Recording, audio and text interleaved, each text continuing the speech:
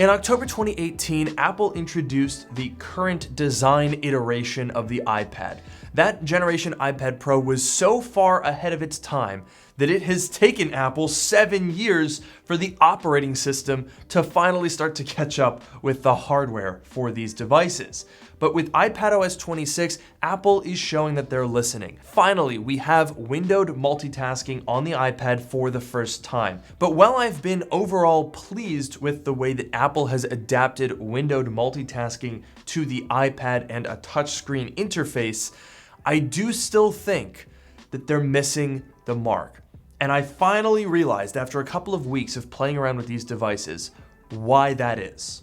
So let's get a very basic understanding of how multitasking works on the iPad now. If we go into settings, there are 3 multitasking modes. The first is basically original iPad. We've got full screen apps.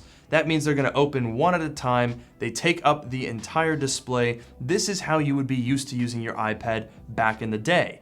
We also still have Stage Manager, which carries over in a slightly different form while using some of the new windowed tools. So let's go into windowed app mode for now, where you can see we can pop out our settings app, and now we have a kind of macOS looking experience.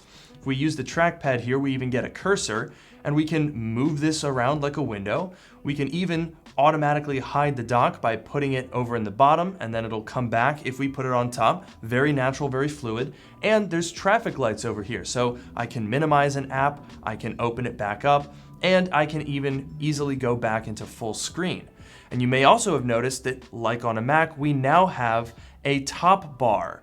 So this is going to hide if you swipe up or show if you swipe down. That's all well and good.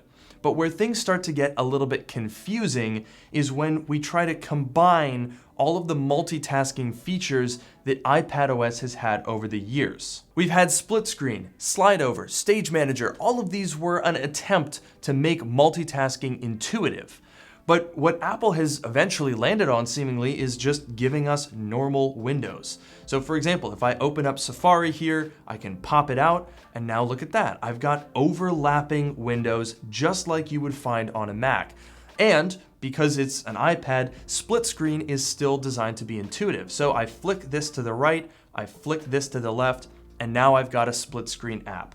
Okay, great. But in the past, if I wanted to get a third app on the screen, I would have had to use slide over. Now, I can just bring up the dock and I can pick a third application and I can just put it wherever. It can sit in front or I can put it behind and use things as normal. That was a great jump scare from Twitter, thank you. And like before, you can change the proportion of the app. So if I want to have more settings or less settings, and like you can see JD peeking through there, that's terrifying. But now is unfortunately where things start to fall apart a little bit, and we're gonna get really into the weeds here, so forgive me if it gets a little complicated. But first, a word from today's video sponsor. Today's video is sponsored by Paperlike.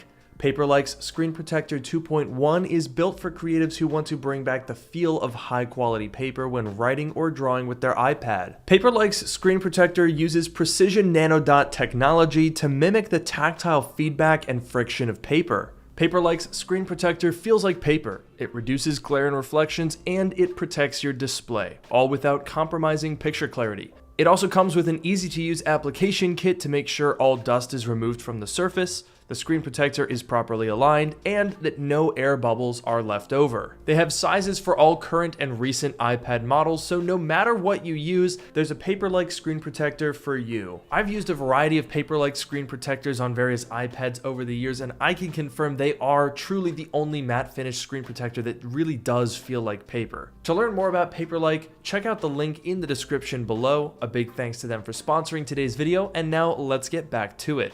Okay, so we've got 3 applications open in our windowed multitasking setting here. And if I want to pop something out of split screen, it's really quite easy to do. That wasn't the case before, and this does make things a lot easier. It's pretty easy to switch windows around, move full screen as we wish. However, if we go back into settings and let's pop it into full screen, you'll notice that we still have Stage Manager. Now, Stage Manager was a band-aid on old iPad multitasking, and honestly, I'm surprised that it stuck around. but it does still have some utility. For example, you can see news here I had in a full screen app. If I pop this out, it's now in its own sort of instance. If I tap over here, I can bring back those 3 apps that I had open before. We've now got news in almost like a separate desktop over here. I can now use a 3-finger swipe either on the display or on the trackpad to move between my other windows. So now you can see I've got this desktop that I had set up with 3 windows on it. But I don't know about you guys, this seems like a lot. There's a lot of setting up and configuring for what is supposed to be a fairly intuitive process. Now, ironically, I actually think that this new approach to windowed multitasking kind of brings some utility back to Stage Manager. But a lot of people found Stage Manager confusing. So if we just go to windowed apps, we now lose that sidebar and we can arrange apps in much the same way, but without that Stage Manager aspect, which a lot of people find confusing.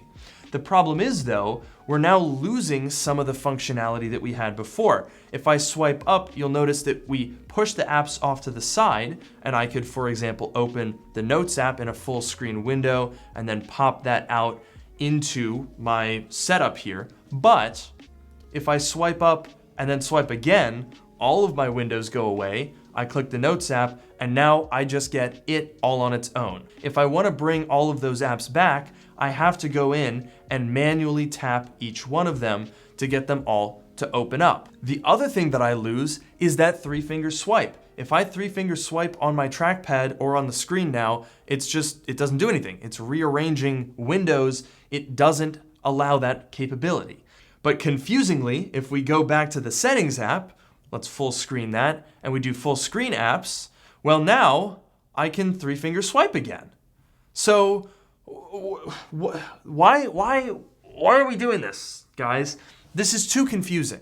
There might be some iPad diehards that are going to be watching this and saying, no, this makes perfect sense to me. But coming from the Mac, there's too much going on. Why do we have 3 different modes? Why do we have all of this stuff happening? Let's switch over to a MacBook and I can show you what I mean. So here we are in macOS Tahoe, and let's try to do the exact same thing. We can open 3 apps, and you can see, just like on the iPad, they overlap. We can move windows around. This is all very, very similar. Just like on the iPad as well, if I grab this, I can tile windows left or right, and I can now swipe up to grab my News app. Okay, but the reason that macOS still feels a lot more simple to use and a lot more powerful for multitasking is that everything is just persistent. So if I quit out of the News app and then I open it, it's gonna show up right where I left it. Same thing with Safari. If I quit out of Safari and then I click on it again, it's gonna open up right where I left it. But even more so than that is how macOS handles full screen. I use this feature all the time. If we put Safari in a full screen window, I can easily swipe to my desktop over here or over here, and I can swipe up to Expose to easily see what is open on all of my desktops. And everything stays exactly where I put it. So if I wanted to pull up a little Finder window, I can leave that in the corner. I can put News over here. We can even pop over here. Let's open up Music. And everything stays exactly where I leave it. Nothing moves around unless I tell it to. With the iPad, you can kind of get a little bit of that experience in Stage Manager because it will group your applications together, but it still doesn't feel the same as a desktop. In macOS, with these desktops, you have a much clearer understanding of where everything is because you have this top bar that lays everything out very, very nicely. I'm not really sure, frankly, why Apple didn't just bring this same type of interface to the iPad. Because if we come back to our iPad, in this default multitasking windowed option, because the Notes app was most recently used in full screen, it's gonna open in full screen, and then I'm gonna have to pop it out. That's an extra step that you wouldn't normally have to do on the Mac. Let's say we have these windows arranged how I like them, and then I want to close out of this to go into Safari. Well, now Safari is in a window. Let's go ahead and full screen that. All right, okay, good, we'll get rid of it. Let's go back to Notes. Well, now I have to bring Settings back as well. it doesn't remember to that same degree as macOS. And if I want it to remember, well, then I have to go over here, enable Stage Manager. Let's make this now into a group. Okay, we can go back to our Safari and we can swipe back and forth. This is almost like that desktop mode from macOS, but it still doesn't feel quite as intuitive. Because if I swipe up, you can see this is kind of the iPad equivalent of that Spaces view. You can see we have settings and notes tagged together. This is kind of like a desktop, but kind of not like a desktop. I don't know if I'm making any sense. Does anybody understand what I'm talking about here? It's just not quite as intuitive. And the fact that we have the ability to swipe back and forth in Stage Manager, or that we have the ability to swipe back and forth in full screen, but we don't have the ability to swipe back and forth in windowed apps, and then in full screen, we have but then if I want to group applications and open a different app, I can swipe up and you can see it kept settings in Safari grouped together. But when I tap on that, it opens them with notes in the middle. So then I have to make that smaller or separately full screen that to get it in it's just a mess.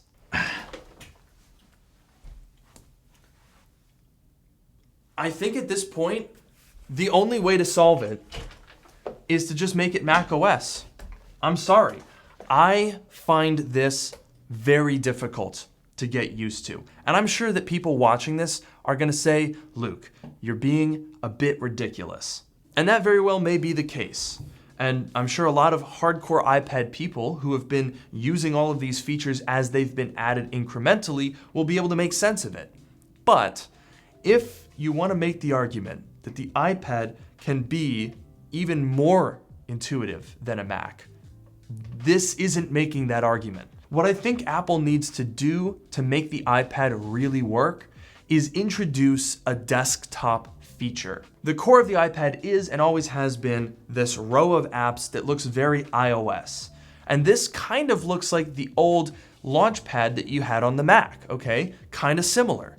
But you'll notice that on the Mac, that was something that you brought in on top of your existing desktops. Here, it's kind of the opposite. The app Launchpad is your home screen, and the desktop kind of goes on top of it. But because of that, it doesn't feel super persistent, and it's easy to get lost or have to always be resizing applications. If, let's say, we got rid of this widget slide over, and this went into a desktop mode, where all apps opened as windows, and you could swipe back and forth, I think that might help the situation a little bit. So anyway, I hope you guys found this video, frankly, comprehensible. I'm just putting this out there because these are my raw and unfiltered thoughts.